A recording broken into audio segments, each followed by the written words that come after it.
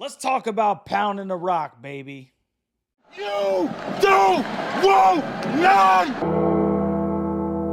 You don't want none! What's going on, Tar Heel Nation? It is your favorite North Carolinian, Russ, the Tar Heel. And in this huddle, we're going to talk about the 2024 North Carolina Tar Heels running back room. Now, if you haven't already, I would like to encourage you to go back and listen to the offensive line segment of this series because it's going to be directly correlated to, obviously, the running back room success. If you can't open up holes, then a lot of these running backs are not going to have big seasons unless, obviously, you're Omarion Hampton. But we'll talk about that in a second.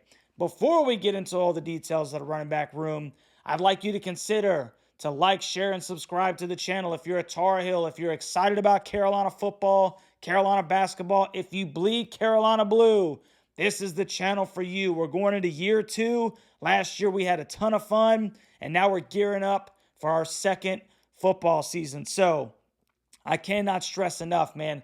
Like, share, subscribe to the channel. We have a good time coming here. Unabated, man. You say what's ever on your mind. You air out your grievances. We laugh, cry, and joke together, and we go through this thing called life together as a team.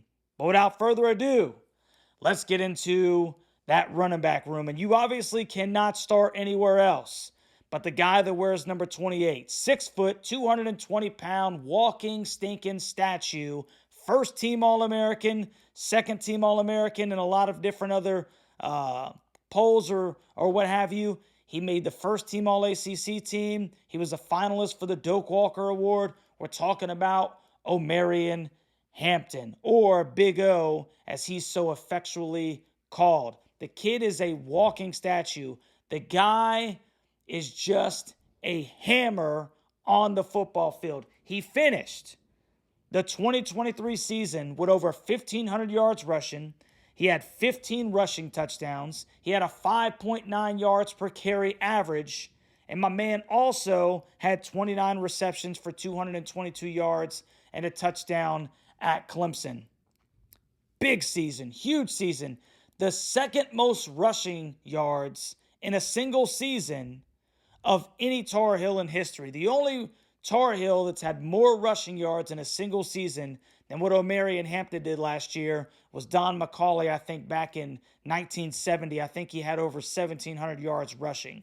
So just a phenomenal season from my man Big O. Now, what's interesting is that, like I said, going back to the offensive line aspect, Carolina's replacing 4 out of the 5 starting offensive linemen. And you would think that that may kind of hamper Omarion Hampton's ability to duplicate the success that he had last year. Now, what's even crazier about Omarion Hampton is that he led the nation with 1,072 yards after contact. That is unbelievable, man. Unstinking believable. 4.37 yards per carry after contact led the entire nation. So if the offensive line were some kind of inclination that Carolina's not going to be able to duplicate that run game again, as long as Omarion Hampton stays healthy, he's already shown that he doesn't necessarily need you to open big holes in order for him to have success. His legs are huge. The guy's always thinking churning them, and he's just almost impossible to bring down with your arms, man. So that bodes very well considering all the turnover that Carolina's got on that offensive front, man.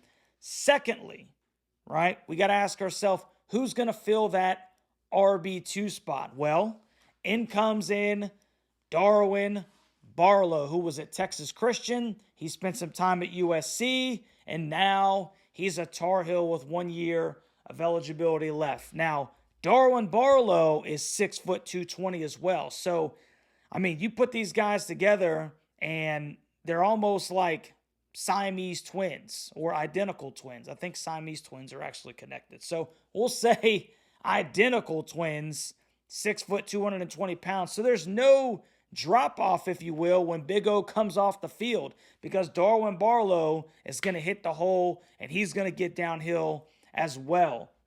Now, Darwin's appeared in 40 games. He started in 5. He rushed for 993 yards over the course of his 5-year career, and he's got 11 total rushing touchdowns at Texas Christian and USC. So I can imagine that 1-2 pop, dude, linebackers are going to get absolutely sick of meeting these guys in the hole. And that's exactly what we stink and want, right? We want to badger the front 7. We want to get to that 3rd level and start running over safeties and those corners arm tackling, just like O'Marion Hampton did last year. But then after 1 and 2, I would say that there's kind of an interesting topic at hand, because you have Caleb Hood, who I've always been a real big fan of what Caleb Hood's potential is, right? He's 5'11", 6 foot, 230 pounds, maybe even a little bit thicker than O'Marion Hampton and Darwin Barlow, right? He's had a couple of seasons where he really was able to show some potential, if you will. In 2022, I think he had 43 carries for 250 yards. He had a receiving touchdown. I think he had 119 yards receiving as well. And he showed some flashes with his ability to kind of work in the open field. The problem with Caleb Hood is that he's had very bad durability issues. Some of it's been just bad luck, but out of all the tools and abilities that he has, the one ability that he's lacking is his availability. He's just constantly injured, and it's super unfortunate because I think the kid is really talented. Now, I'm hoping that Caleb Hood can come into this season healthy and that he can help contribute at that RB3 spot. If he's unable to, Carolina is still in a really good position with Davion Gauss, man. The guy is the 18th running back, best running back in the entire nation. He's a part of the ESPN 300, and you got to believe that Carolina's in really good condition with this kid from down in Florida. Speed State, really good running back. He showed some flashes in the spring game. And so even if Caleb Hood can't necessarily go, or he can't stay healthy the entire year, you got to feel good with Davion Gauss being able to come in and get a couple of carries and take some pressure off of RB1 and RB2. So the question then is, what is my confidence level in the running back room this year? Well, I mean, the fact that you have a returning All-American, All-ACC, Doak Walker finalist at RB1, that is already going to set you up for success. Then you bring in Darwin Barlow, who looks almost exactly like O'Marion Hampton. So you're going to get very minimal drop-off, when Big O comes off the field. And then you have somebody with the tools as Caleb Hood, which maybe lacks a little bit of availability issues, followed by Davion Gauss, who, for all intents and purposes, is going to be the future of that running back room when Big O leaves, after Darwin Barlow is gone. And so you got to feel really, really good about this running back room. So if I had to say 1 to 10, what is my confidence level? Or we'll say this. What is my level of concern? 10 being great concern and 1 being zero concern, if you will. I'm going to have to put it at a 1. I mean, Carolina is going to have some issues this year at some of these other position groups that we'll talk about. But I'm here to tell you right now, running back is not going to be one of them. O'Marion Hampton, Darwin Barlow, the tools of Caleb Hood, Davion Gauss right behind him, if not even maybe superseding him. The running back room is going to be really good. So I want you to let me know, Tar Heel Nation, what you think about Carolina's running back room this year. I think most people believe that it's going to be a strength. It's going to be one of Carolina's best assets, if you will. And I really expect Chip Lindsey to run the damn ball, right? You got the turnover at the quarterback position. We still don't know exactly where that's going right now. We'll talk about the quarterbacks later.